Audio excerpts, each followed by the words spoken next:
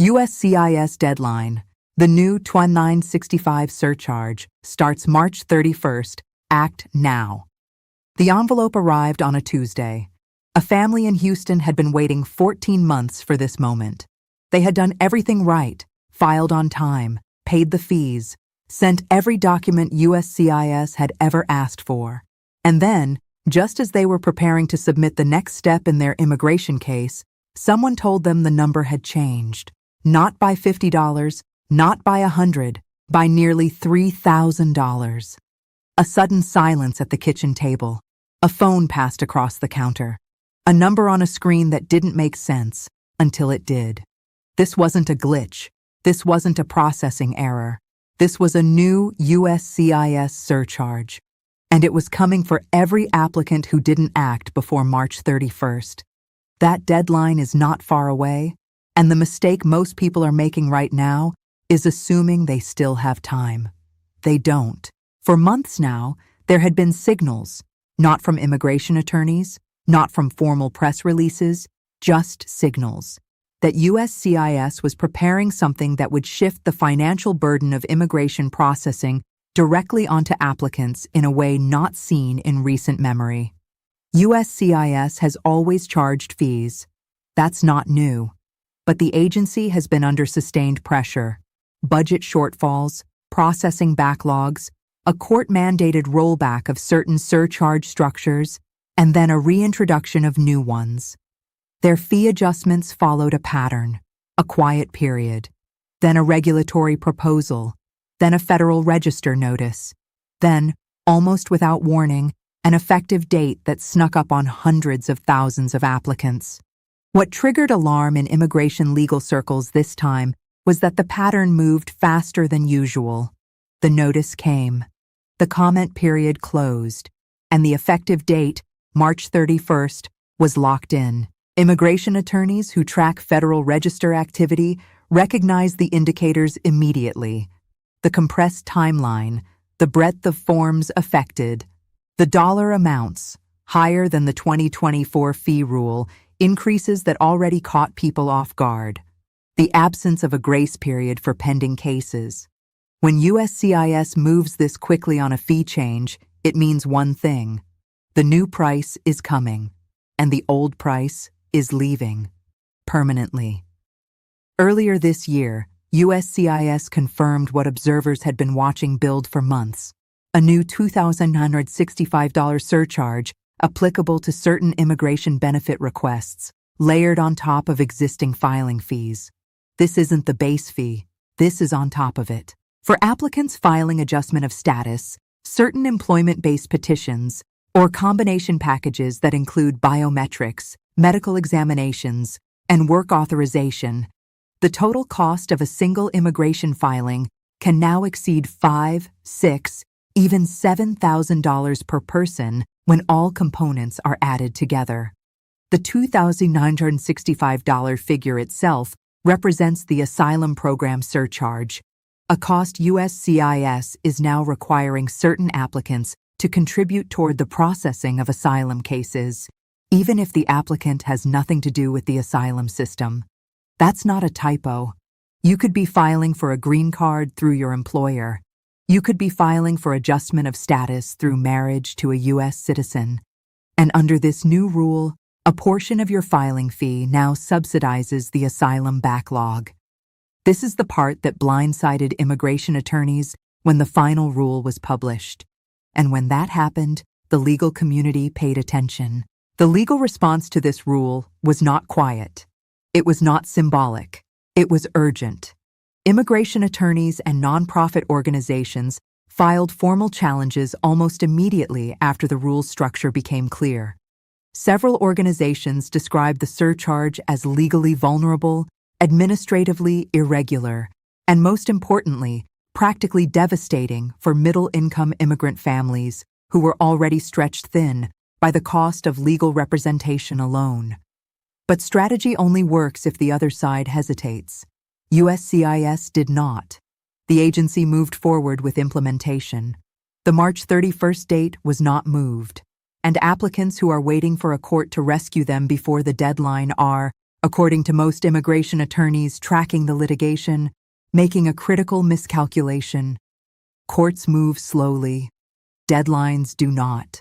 Today, it is confirmed that the March 31st effective date applies to all I-485 applications, that is, applications for adjustment of status, received by USCIS on or after that date. It applies to applicants who are transitioning from non-immigrant to immigrant status. It applies to certain employment-based petitions being filed concurrently with adjustment packages. It applies to applicants who believed they had budgeted correctly based on the fee schedule they reviewed 6 months ago.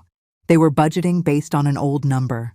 USCIS targeted the transition window, the period between when people start preparing their paperwork and when they actually submit it, because that is precisely when applicants are most financially exposed. You might have spent $800 on medical exams, another $1,500 on attorney fees, another few hundred gathering documents, getting translations certified, obtaining police clearances from foreign countries. And then, right before you submit, the final fee jumps by $2,265. This wasn't symbolic, it was surgical. And that's what makes this deadline so urgent.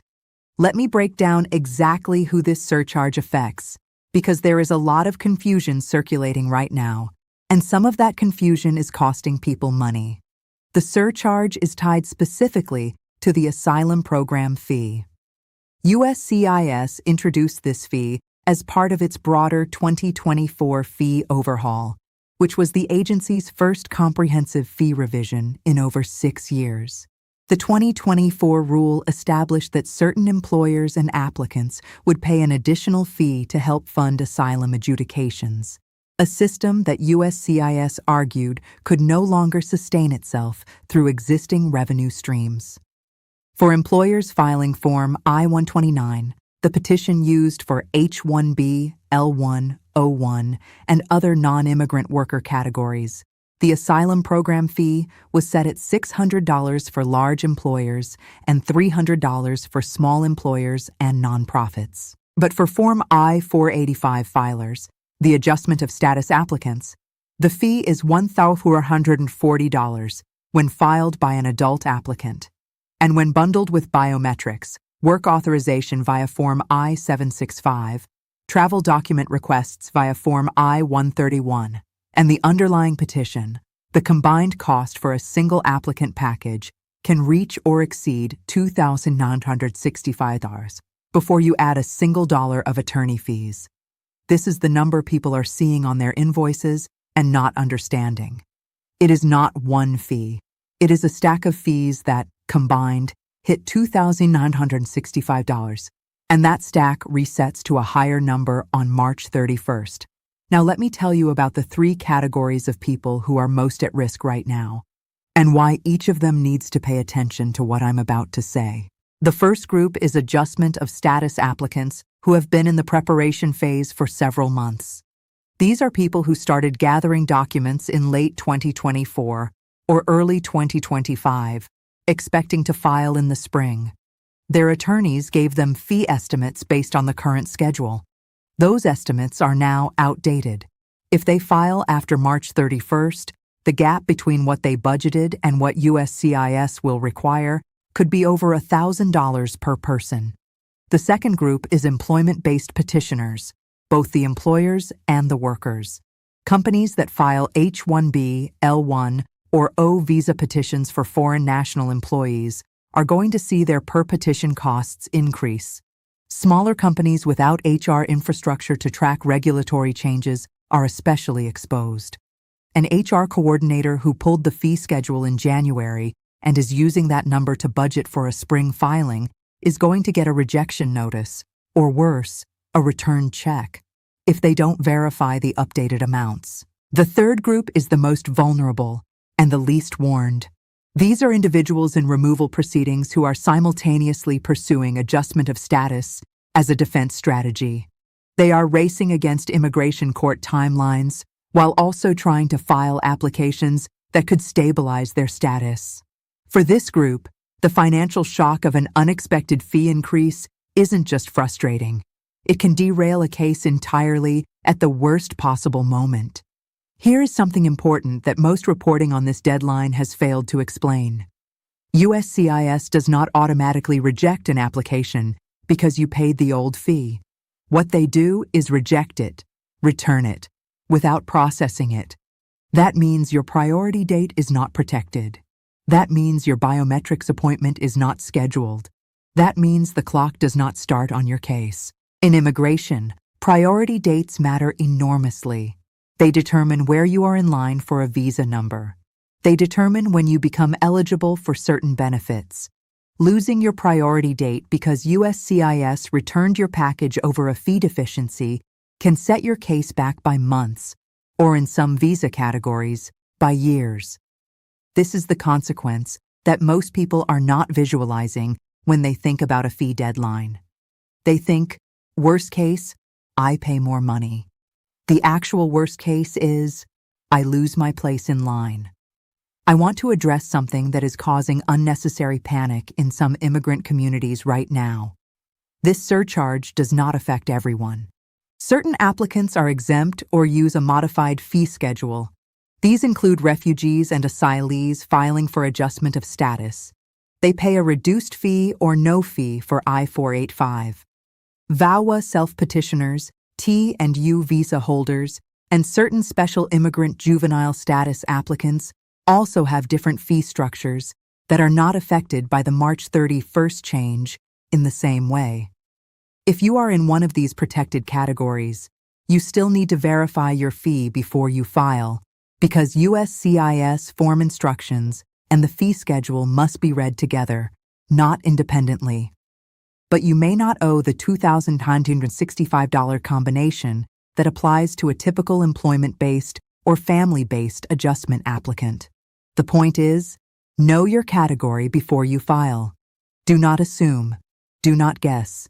Do not use last year's instructions. There is also a strategic question that many applicants are asking right now, and I want to answer it directly. Should you rush to file before March 31st, even if your application isn't fully ready? The answer is complicated. A complete application filed just before the deadline is almost always better than an incomplete application filed just to beat the deadline. USCIS issues requests for evidence, what they call RFEs, for incomplete packages. An RFE pauses your case, creates additional correspondence, extends your processing time, and in some cases, creates a negative signal on your record. An application that triggers an RFE because it was rushed is not a win. It is a delayed loss. What you should do is assess, right now, today, how close you actually are to having a complete package. If you are missing 1 or 2 documents and you have a realistic path to getting them within the next 10 to 15 days, the deadline is worth pushing toward. If you are missing foundational pieces, a medical exam that hasn't been scheduled yet, a police certificate from a foreign country that takes 6 weeks to arrive, a tax transcript you haven't requested, you may be better positioned to file after March 31st with a complete package and absorb the higher fee rather than rush an incomplete one. A rejected or RFE'd application costs you time and, ultimately, money. In some cases, more than the surcharge itself. What I want you to take from everything I've said in this video is this. The March 31st deadline is real. The $2,965 combined surcharge is real. The risk of losing priority date protection over a fee deficiency is real. But the most important thing you can do right now is not panic. It is verify. Go to the USCIS website, pull up the current fee schedule, match it against your specific forms.